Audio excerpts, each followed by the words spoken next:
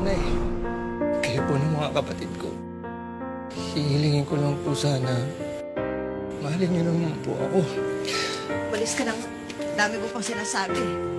Isang nangungulila sa pagmamahal. Ate, nabating to kanina.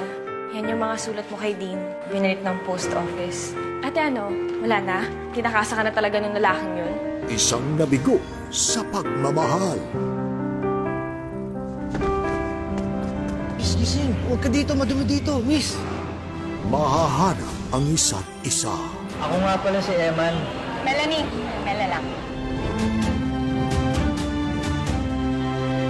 Sinong ama niyang dinadala mo? Pasensya na po, pero hindi ko po pwedeng sabihin sa inyo. Paninindigan ang isa't isa. Sabihin mo nga sa akin kung sino nakadisgrasya sa'yo, kundi kakalbitan. Tama na po. Huwag niyo mong saktan si Melanie. Aaminin ko na po. Ako po yung ama ng dinadala ng anak niyo. Lumayas ka sa harap ko! Ngayon mo lang hinanap yung babae niya dito, pagkatapos ngayon, buntis na? Paano mo bubuhayin yan? Ikaw, pipilingot lang yung sweldo mo. Tapos may tinutustusan ka pa rito. Subalit hanggang kailan? Ayoko ipaako sa'yo yung mga problema ko. Lahat yan, kakayanin ko. This August, Hindi sanay si Mel sa buhay na i-offer ng Emma na yun. Iiwanan din niya yung lalaking yun. all is fair in love and betrayal. Titigil ka na sa pagtatrabaho. Alam nga namang umasa kami doon sa asawa mo. Baka mamaya makakita ng ibang lalaki yun, ipagpalit ka sa ibang lalaki.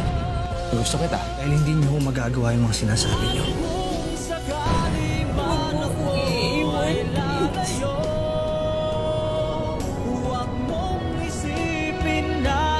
My Faithful Husband.